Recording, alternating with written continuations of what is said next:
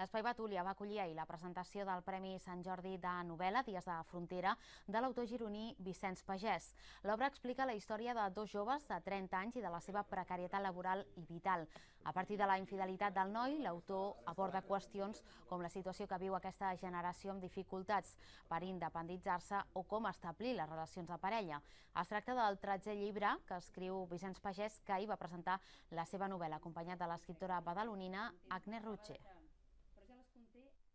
Un Premi Sant Jordi sempre té un plus.